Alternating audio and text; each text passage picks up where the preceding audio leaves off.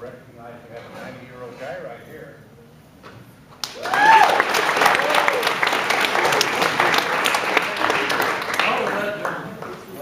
I know you're a veteran. I'm going to give you a quick speech. I traveled 4,000 miles to make this trip today, over to China, or over to Japan and back. Took me 2 years to make that trip. Anyway, I made it. My first trip was, or my first spot was being in Vernon, Idaho. That's out west. It's in a beautiful setting next to a little town called Coeur d'Alene. And that's where we had boot camp. And we had a little lake right next door that we could do our water aerobics, so forth on. We had several things about the boot camp that I didn't like, and I'll tell you what they are. Number one was we had to go into a building, and about 40 of us, and they close it up and turn the gas on, give you a gas mask, and tell you to breathe. Well, some of the guys didn't make it. They didn't get the gas mask on right, so we had to take them out. But that was kind of scary. Also, we had a couple of big fire drills, because I was in the Navy at the time, and these guys are Army and Marines. We had to crawl on our hands and knees down in the basement in a smoke-filled room and put the fire out. And that wasn't any fun either. But the most fun was, that I thought of the whole boot camp thing, was we had a lake close by, and we climbed a rope ladder about 30 feet up, and we had to jump out into the lake, pull our pants off, and get them tied to make water wings out of it. Some guys didn't make that either. They went under, but they got through. From there, I went from Farragut over to Pearl Harbor, and went to radio school there and became a radioman. One thing about that, while I was over there, the war with Japan ended, and so we were glad to be able to not have to go over there and fight. But we went in on our ship then from there to Guam and up to Japan, up to Okinawa, a place in the area there. And I guess that's just about it, because we just picked up some mail at Buckner Bay. Then we went up to Japan and delivered the mail, brought the mail back to not Cedar Rapids, but to the area San Francisco. And that's where we ended up being discharged from San Francisco. While we were there, one night, we saw all these lights and noise outside, and we saw ships going around and around Alcatraz Island, and helicopters over the top, lights flashing everywhere. Well, there was a breakout at Alcatraz that night, and they say some of them escaped, but I don't know if they did or not. But that was kind of a short brief of my thing. We did get caught in a typhoon over at Okinawa and Buckner Bay, and that wasn't any fun either, because I was a radioman. They had to tie me into my chair so I could take the messages that were coming in. But if you don't know what an LSG is, it's not very big, and when it goes up like this, then the back end goes up, and the screws behind the ship make all kinds of noise. So you can't sleep or anything. You just fight it out. And we fought through the typhoon and went ashore and cleaned up and so forth. But now I'll turn this over to who's next now? Betty can talk. Betty, you want to say a few words? Betty was, what else to tell you? Not really. I'll just say that my name is Betty Wolfe. With a cold today. So that's it. I was studying to be a nurse at the time John was in the service.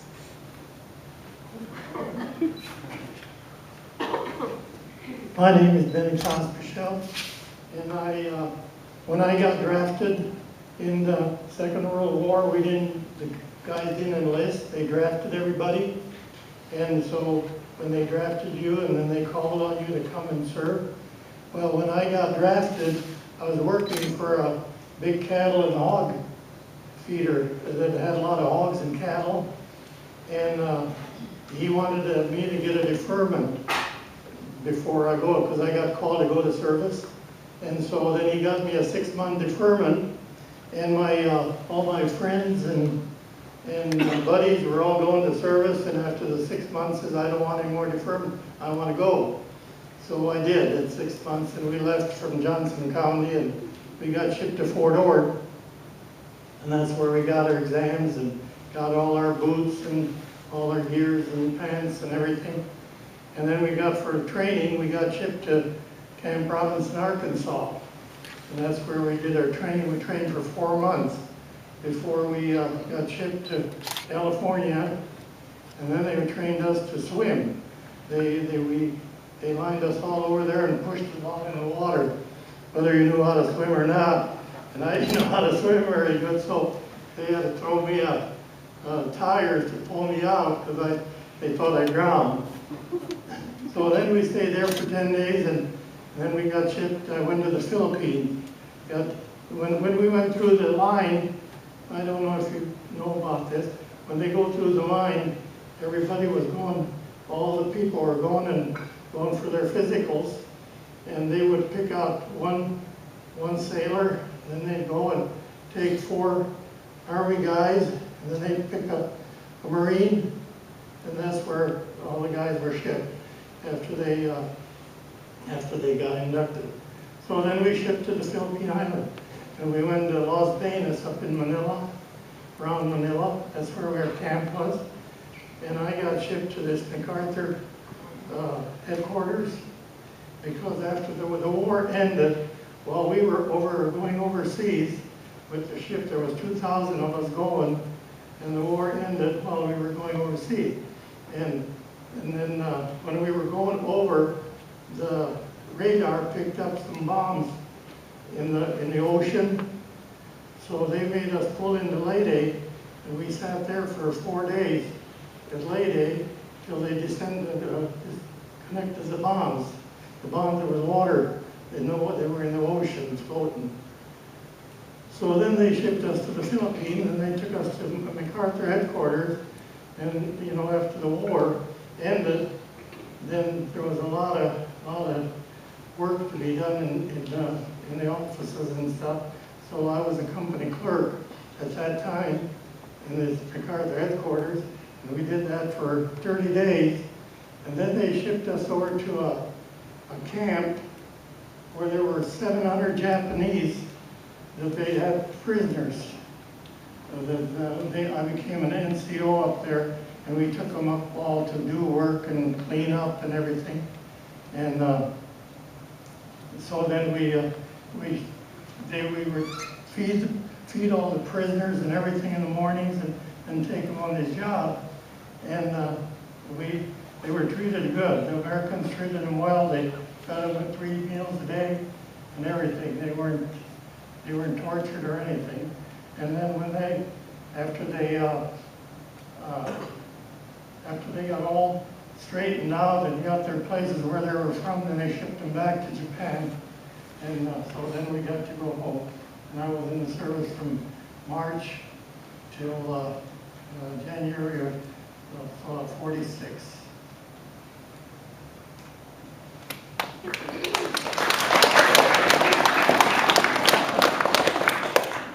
I'm Vi Pospisil, and I was pretty young when the war was going on, but I had 2 brothers in the service, and they were in the European theater.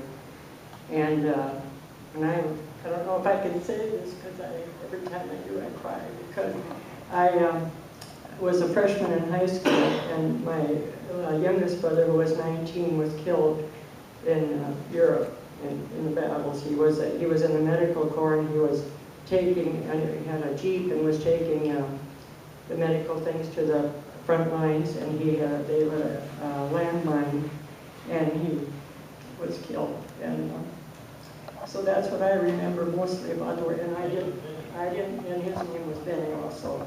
And I didn't know this, Benny, at that time. We didn't meet until after the war was over, so I was really glad about that. And, that's about all I know.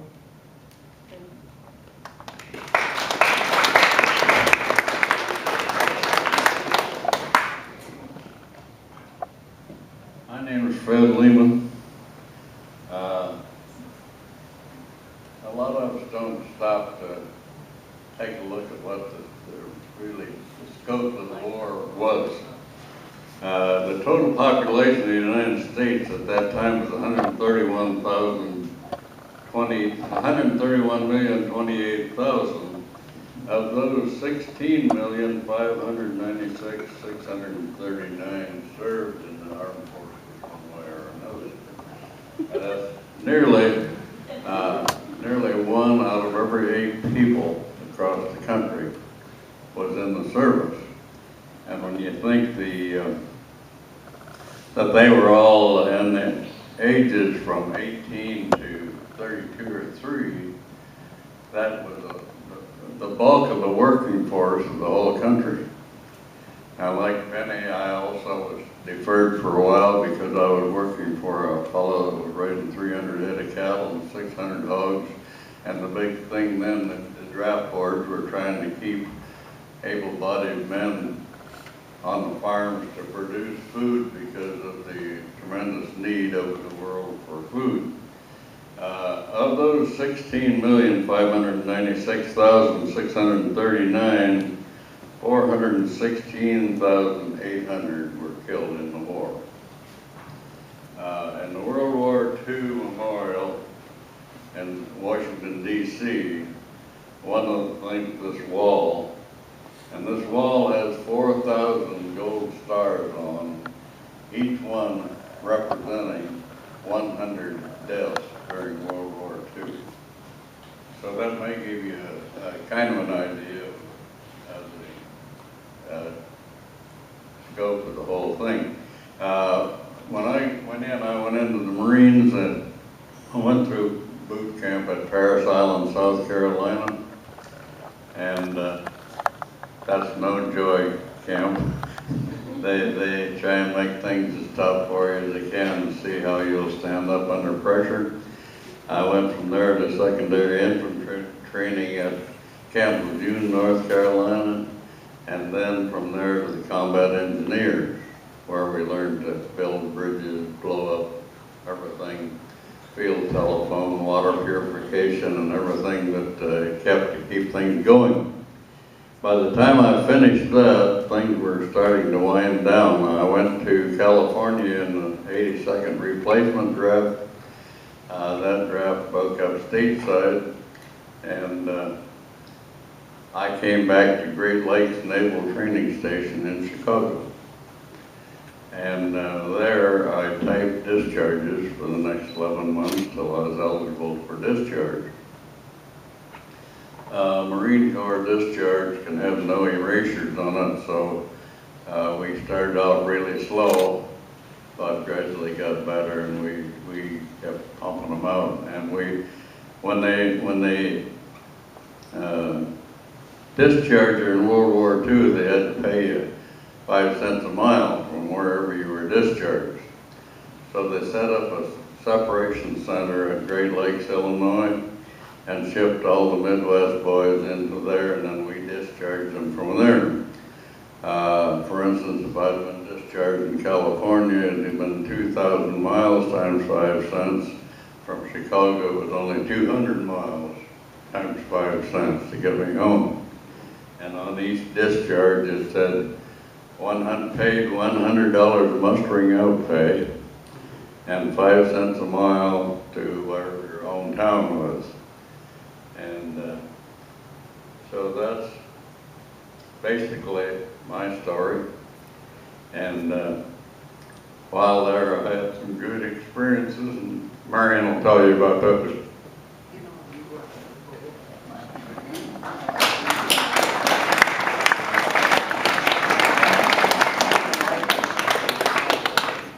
Well, as you know, I'm the other half of this couple.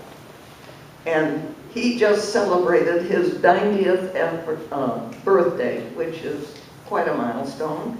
And 3 days later, we celebrated our 66th wedding anniversary, and we feel so fortunate. We feel so fortunate that we have been able to live through all of this, and I wish all of you could have the same experience.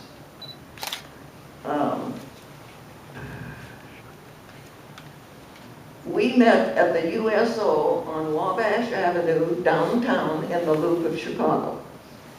Since the beginning of World War II, the USO, which is the World Service Organization, was a non-profit organization dedicated to helping the morale of members of our military service that you may have heard of. And a famous entertainer named Bob Hope was wonderful.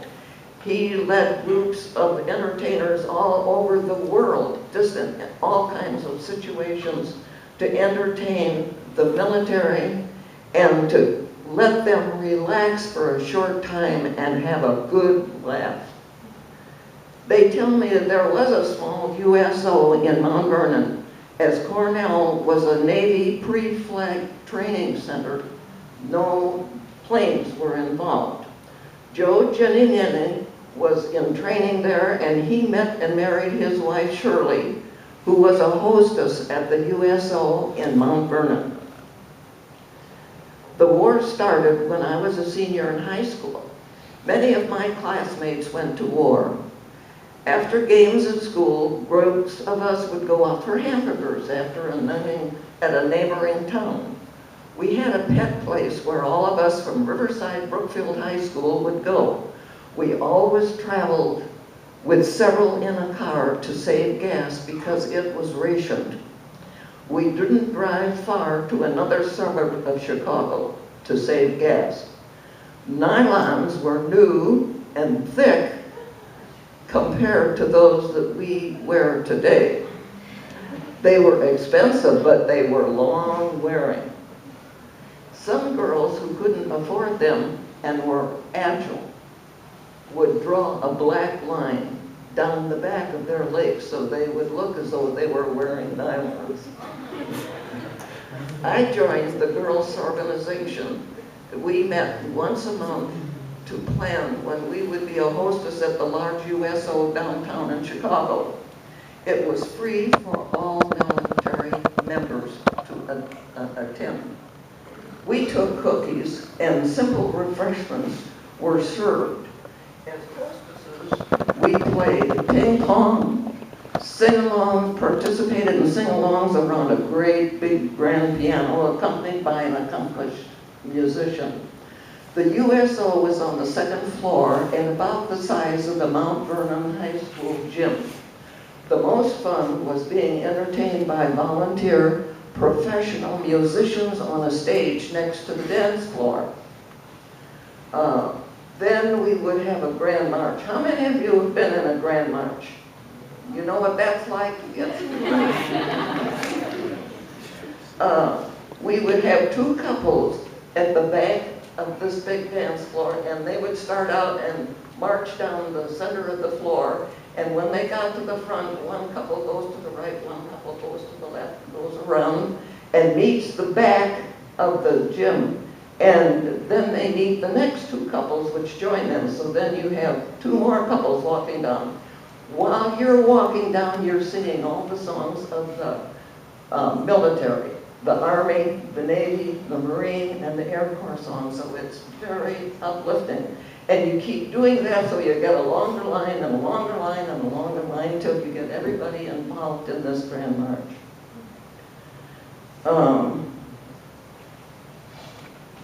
You were not allowed to leave the USO with a date, but we planned to get together at my home with our family to get acquainted. We couldn't have imagined that we would still be together 66 years later. During the war, I worked at the Zenith Radio FM station, which broadcast music all day long. They had no live information or people participating. It was all by recordings of various music, and we had programs which we published in a booklet which you subscribe to. And it was run or backed by the head of the Zenith Radio Corporation, Commander McDonald, and that was his pet. 5 of us young women were learning to run the station under the direction of Violet Cometti. She was a Katharine Hepburn type person, and he was convinced that the commander planned 5 more stations for us to learn how to run. We each had jobs we were in charge of or helped with. When we arrived at the main street, that main desk on the first floor of the building, the uniformed man in charge called to the station to say we were on the way up. We rode about 20 floors, and then we changed to another elevator and rode another 20 floors up to the top of the building. Then someone would come and unlock the door to the station to let us in, because they had a lot of electrical equipment up there which they didn't want anybody messing with. I timed new records on the electric machinery, which was kept under lock and key as the war was on, and then made library cards for them. I was also in charge of the transcription library. They were very large transcription records, about that big, and they had about 12 numbers on them. I also helped with programming of the music and proofread the booklet that listeners subscribed to each month. We could look out the window over the Board of Trade building and a beautiful Lake Michigan, and it was on LaSalle Street, and that's like Wall Street in New York. We had no carpets, curtains, or furniture like a regular office. It was a wonderful experience, but I only stayed a year because I could make double the salary with a 10% Christmas bonus, and that was on another floor in the same building at Bear Stearns and Company where I had previously worked. The next door to that building was called the Edison Building, and practically every day they had famous people come and entertain anybody who wanted to come there free of charge. And then you were to buy war bonds, and the war bonds were to help pay for the war expenses. And you could buy one for $18.75, and in 10 years it would be worth $25, or you could buy one for $37.50 and it'd be worth $50. And lots of people did that, and so you might have seen an ad someplace about buy war bonds, and that's what it was.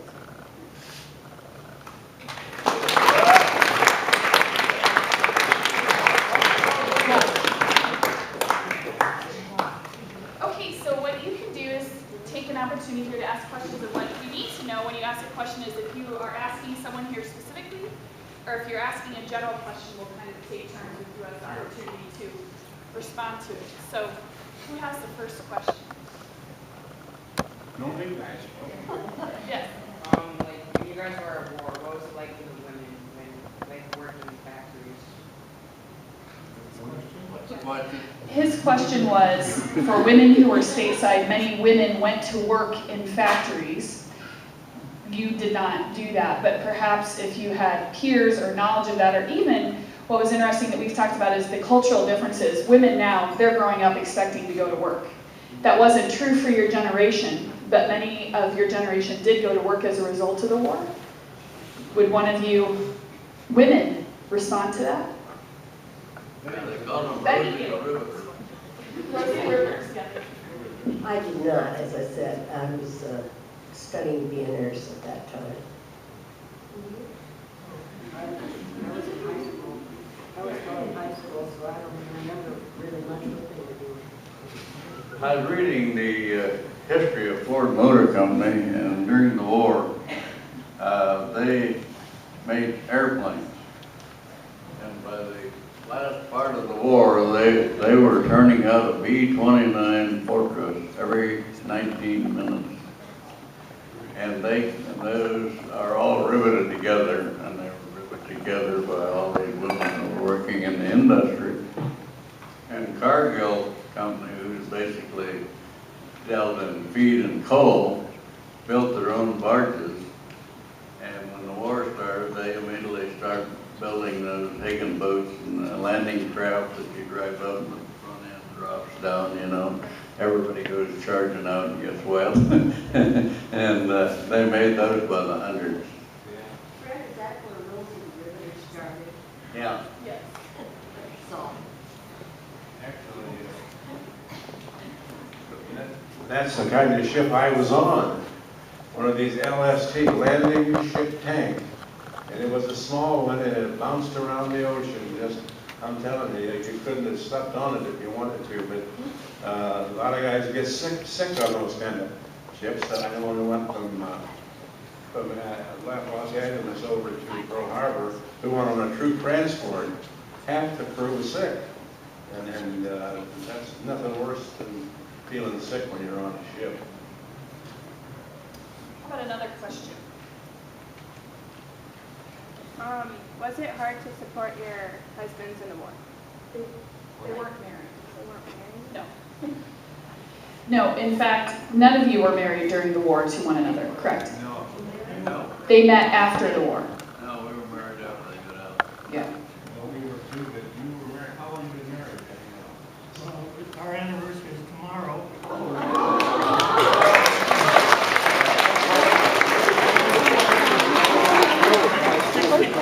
Yes, so Bennie and Vi have been married 64 years. We'll be 64 years in August. 64 years in August. Yeah. Where were you at when Pearl Harbor was attacked? Yeah, they want to know about what your experience was like. Where were you when Pearl Harbor was attacked? And what you remember about that. Well, very quickly, I was a sophomore in high school that time. I can't remember where I was at that time, but I think, In school, yeah, I suppose, because I was, I didn't, where we lived, I could never go to high school. I only went to 8th grade. Then I went to work on the farm, and I worked after that, so I don't remember where I was then. I don't remember it at all either. I remember my folks had company for dinner. It was on a Sunday afternoon. And about 4 o'clock, the news hit over the radio. And of course, my mother and father with 3 boys weren't happy to hear that. And we did all 3 end up serving. My middle brother was